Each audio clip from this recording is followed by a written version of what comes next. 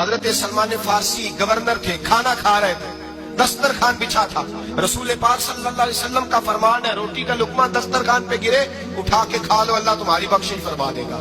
دسترخوان صاف ہوتا ہے، روٹی، بڑے گورنر تھے آپ، بڑے بڑے سفیر بیٹھے تھے، وزیر بیٹھے تھے، روٹی کا لقمہ گر گیا۔ آج تو لوگ فیشن میں عزت ڈھونڈتے ہیں نا، وقار ڈھونڈتے ہیں کہ میں جدید دنیا کے ساتھ مل جاؤں۔ دیکھو عزت کس بات میں، حضرت سلمان فارسی روٹی کھا رہے تھے، سفیر وزیر نہ جانے بڑے بڑے لوگ بیٹھے تھے، کھانا کھاتے کھاتے لقمہ گرا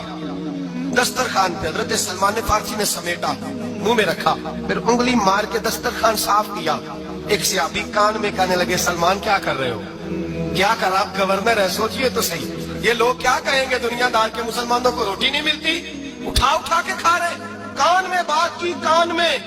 حضرت سلمان فارسی کان میں جواب دے سکتے تھے، کہہ سکتے تھے نہیں ایسے ہی کرنا ہے، انہوں نے کان میں بات کی، لیکن جناب سلمان فارسی اعلیٰ اعلان بولے، کہنے لگے ان 4 5 6 دنیا داروں کے لیے میں اپنے نبی کا طریقہ چھوڑ دوں، اپنے رسول کی سنت چھوڑ دوں، یہ 4 5 دنیا دار دنیا کی طرف دیکھ کے میں مصطفیٰ سے منہ موڑ لوں؟ پھر جوش جذبات میں سر سے پگڑی اتار دی، رونے لگے۔